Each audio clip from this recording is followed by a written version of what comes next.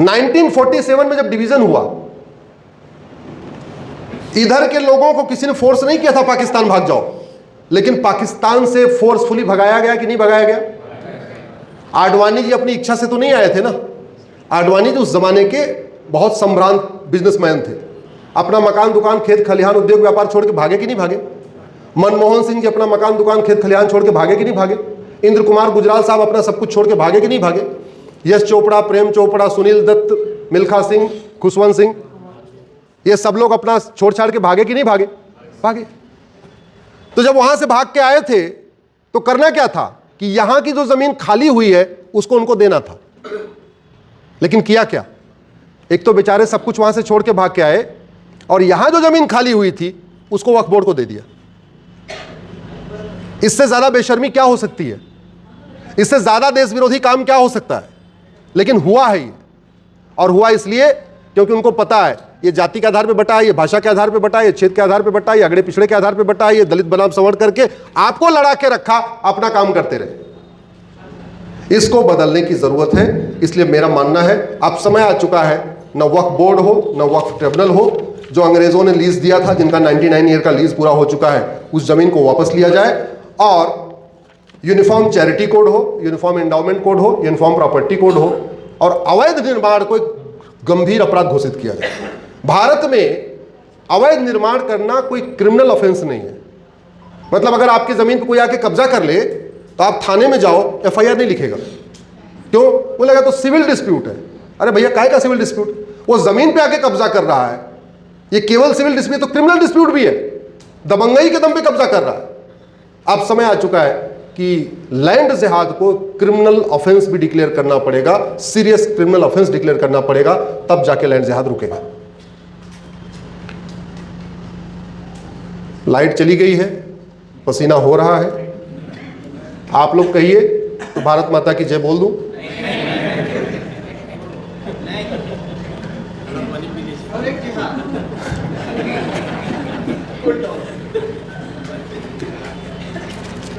संविधान के schedule 7 list 3 entry number 28 में लिखा है population control and family planning, यानी सरकार का दायित्व है वो जनसंख्या नियंत्रण कानून बनाए। आपके सांसद ने कभी संसद में बोला क्या कि भाई ये संविधान में लिखा हुआ है, इसको लागू करो? बाबा साहब का नाम खूब लेते हैं, संविधान संविधान खूब कहते हैं, और आपको एक कड़वी सच्चाई बता रहा हूं, 20% संविधान आज तक लागू ही नहीं हुआ है। भारत के संविधान में 125 अमेंडमेंट हो चुका है, 125 बार बदल चुका है, लेकिन 20% संविधान लागू ही नहीं हुआ है। और वो जो 20% है वही हमें सुरक्षित करेगा, वो जो 20% है वही भारत को बचाएगा, वही भारत की संस्कृति को बचाएगा। जब मैं भारत और भारत की संस्कृति का कहने का मतलब हिंदू बच गया समझो भारत बच गया, हिंदू खत्म भारत खत्म, क्योंकि जहां हिंदू खत्म हुआ है वहां खत्म। पाकिस्तान, अफगानिस्तान, बांग्लादेश आप देख लो, हिंदू खत्म हुआ वहां सब कुछ खत्म हो गया। वहां बहन बेटियां अपनी पसंद से रह नहीं सकती, वहां बहन बेटियां अपनी पसंद से कपड़ा नहीं पहन सकती, वहां बहन बेटियां स्कूल कॉलेज नहीं अपनी पसंद से जा सकती, अपनी पसंद से मेकअप नहीं कर सकती, स्वतंत्रता खत्म हो जाती है। सनातन खत्म होता है तो स्वतंत्रता खत्म होती है। सनातन कमजोर हुआ तो गुलामी बढ़ी, फलाना हराम, ये हराम, वो हराम, म्यूजिक सुनना हराम, ये करना हराम, मेकअप करना हराम, ब्यूटी पार्लर जाना हराम, दुनिया भर के इतने हराम हराम हराम हराम, भगवान जाने वहां पे हलाल क्या है समझ में नहीं आता, हराम हराम हराम। भारत में प्रतिदिन 90,000 बच्चे पैदा हो रहे हैं, 3.25 करोड़ बच्चे पैदा हो रहे हैं। अगर आप समस्याओं की एनालिसिस करिए तो भारत की 50% समस्याओं का मूल कारण ही जनसंख्या विस्फोट है, और जनसंख्या विस्फोट के कारण प्रतिवर्ष लगभग 2 लाख लोगों की हत्या हो रही है। सीधे इसका संबंध क्राइम से है। जनसंख्या विस्फोट के कारण अपराध बढ़ता है, चोरी लूट झपटमारी होती है, उसमें हत्या होती है कि नहीं? जोर से बोलिए जरा। होती है। जनसंख्या विस्फोट के कारण लोगों को शुद्ध दूध नहीं मिल रहा है, शुद्ध फल नहीं मिल रहा है, शुद्ध तेल नहीं मिल रहा है, शुद्ध घी नहीं मिल रहा है, और ये मिलावटी खाना खाने से लोग बीमार होकर मर रहे हैं कि नहीं मर रहे हैं? जोर से बोलिए। तो जनसंख्या विस्फोट के कारण लोगों की बहन बेटियों का सिंदूर उजड़ रहा है कि नहीं उजड़ रहा है?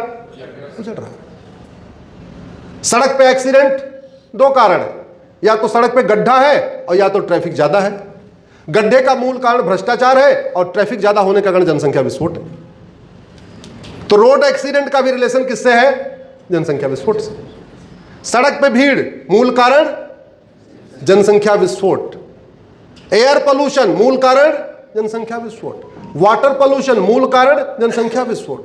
लैंड पोल्यूशन मूल कारण जनसंख्या विस्फोट। बहुत ज्यादा खाद डालना पड़ रहा है और खाद डालने का कारण कैंसर बढ़ रहा है, तो हॉस्पिटल में जो भीड़ बढ़ रही है उसके पीछे जनसंख्या विस्फोट। मिलावटखोरी का मूल कारण डिमांड ज्यादा है, सप्लाई कम है, और डिमांड ज्यादा है, सप्लाई कम क्यों है? जनसंख्या विस्फोट।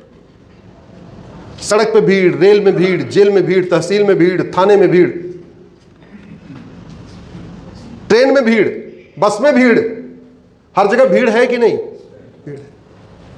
और इसका जो सबसे बड़ा दुष्परिणाम हो रहा है, जनसंख्या विस्फोट के कारण आतंकवाद बढ़ रहा है, जनसंख्या विस्फोट के कारण जिहाद बढ़ रहा है, जनसंख्या विस्फोट के कारण मजहबी उन्माद बढ़ रहा है, जनसंख्या विस्फोट के कारण कट्टरवाद बढ़ रहा है, जनसंख्या विस्फोट के कारण अराजकता बढ़ रही है।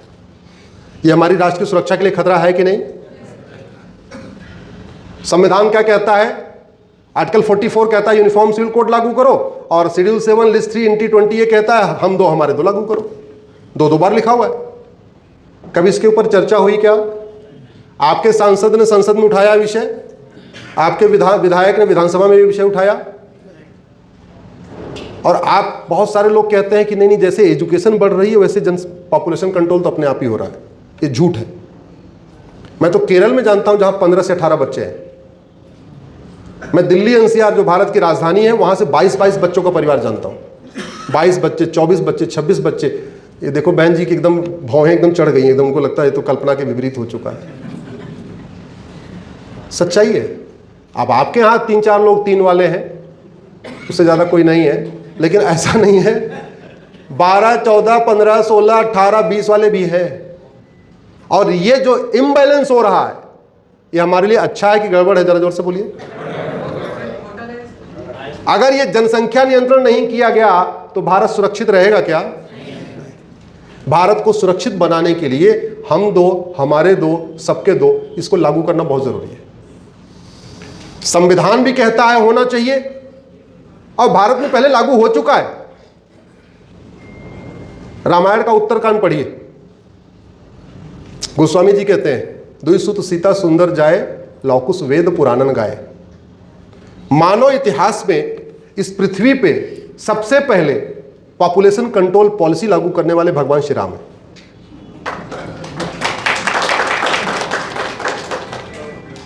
ये संविधान बहुत बात का है। मैं मानव इतिहास में इस धरती की बात कर रहा हूं। और उन्होंने प्रजा को स्पष्ट संदेश देने के लिए चारों भाइयों ने एक एक विवाह किया। भगवान श्री राम ने एक विवाह, लक्ष्मण जी ने एक विवाह, भरत जी ने एक विवाह, शत्रुघ्न जी ने एक विवाह। जबकि उस समय राज्यों में अच्छे संबंध बनाने के लिए भी 2 विवाह 3 विवाह होता था।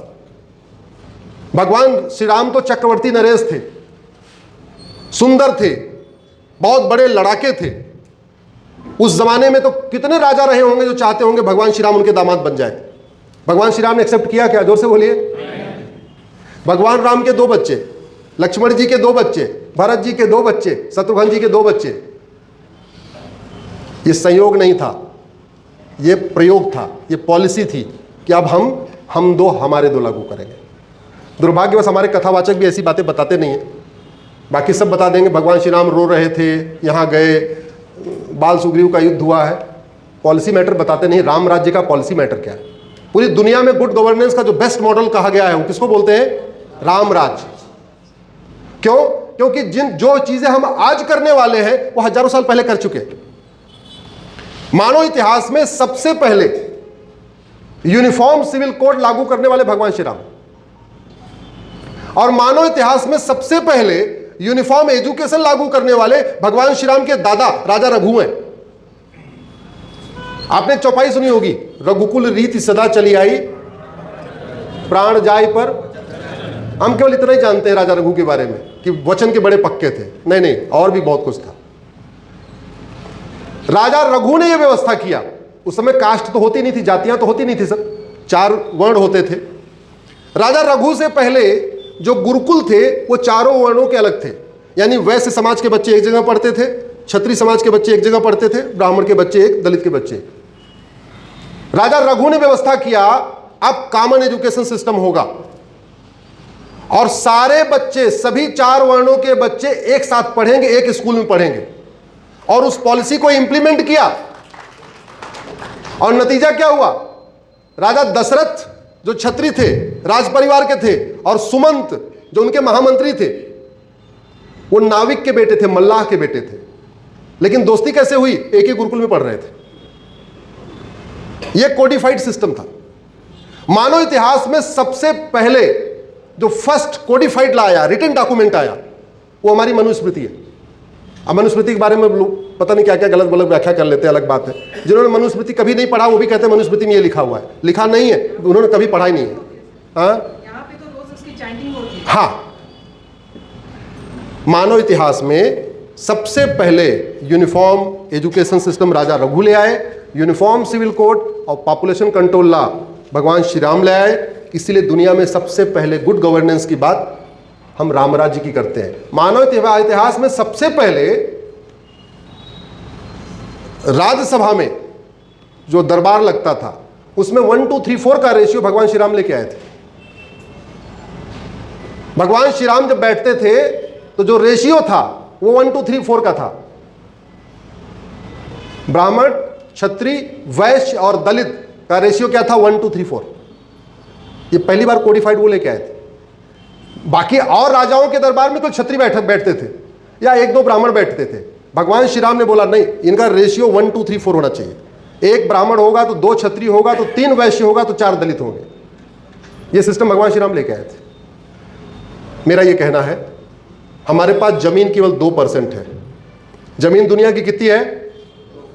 कितनी जमीन है? पानी हमारे पास दुनिया का 4% है और जनसंख्या हमारी दुनिया की 20% हो चुकी है। मतलब 2 गिलास पानी और पीने वाले 20, चारपाई 4 और सोने वाले 20। अराजकता पैदा हो जाएगी।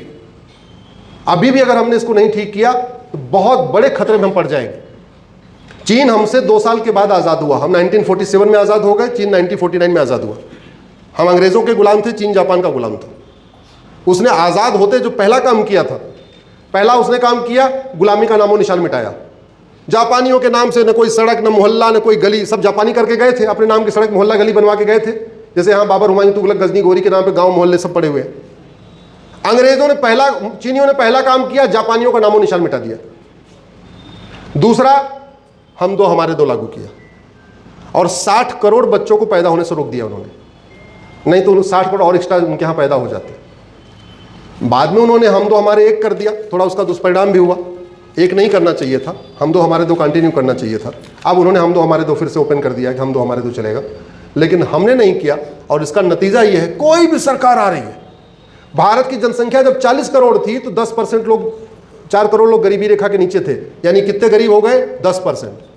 भारत की जनसंख्या 145 करोड़ है और 83 करोड़ लोगों को मुफ्त में राशन देना पड़ रहा है। कितने परसेंट गरीब हो गए? 65%। पहले कितने गरीब थे? 10%। अब कितने हैं? 65। गरीबी बढ़ रही कि घट रही? जोर से बोलिए जरा। बढ़ रही। ये गर्व की बात है, शर्म की बात है? शर्म की बात। ये कड़वी सच्चाई है। लेकिन गरीबी बढ़ने से एक फायदा ये होता है, पॉलिटिक्स करना आसान हो जाता है। क्योंकि वो गरीब है तो आके जबान नहीं लड़ाएगा, ज़्यादा दिमाग नहीं लगाएगा। बस उसको केवल 1000 रुपये वाला ऑफर देना है या 1500 वाला ऑफर दे देना है या एक आध फ्री बस का ऑफर दे देना या कुछ और फ्री कर देना है। बहुत आसान। गरीबी जितना ज़्यादा होती है पॉलिटिशियन के लिए पॉलिटिक्स करना उतना आसान होता है। इसलिए कभी वो नहीं चाहेंगे कि भारत में गरीबी खत्म हो। और जिन देशों के लिए भारत बाजार है वो चाहेंगे क्या? भारत में पॉपुलेशन कंट्रोल हो। भाई मार्केट में चहल पहल हो तब विक्रेता के लिए अच्छा है, मार्केट में सन्नाटा हो तब विक्रेता के लिए अच्छा है। जोर से बोलिए जरा। चहल पहल हो। तो जिन देशों को अपना कूड़ा कबाड़ा भारत में आके बेचना है वो क्या चाहेंगे? यहाँ चहल पहल बनी रहे, पैदा होते रहे, हर साल 3.5 करोड़ 3.25 करोड़ पैदा होते रहे, उनका सामान बिकता रहेगा। तो इसको उठाएगा कौन? कौन उठाएगा? कौन उठाएगा? अरे कम से कम टैक्स पेयर तो उठाओ। टैक्स देते देते मर जाओगे।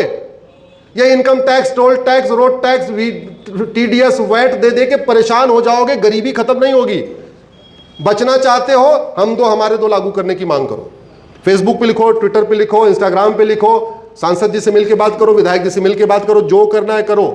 नहीं, पॉपुलेशन एक्सप्लोजन हो रहा है, बीमारी बढ़ रही है, बीमारी बढ़ेगी तो हॉस्पिटल बनाना पड़ेगा। हॉस्पिटल बनाने के बाद पॉलिटिशियन के लिए तो अच्छा है, जितने हॉस्पिटल बनेंगे उतना 20%।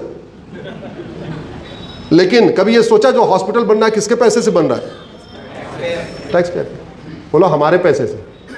टैक्स कौन है टैक्स पेयर? आप ही तो हो, सामने सारे टैक्स पेयर तो बैठे हैं। इसी के साथ अपनी बात खत्म करता हूं।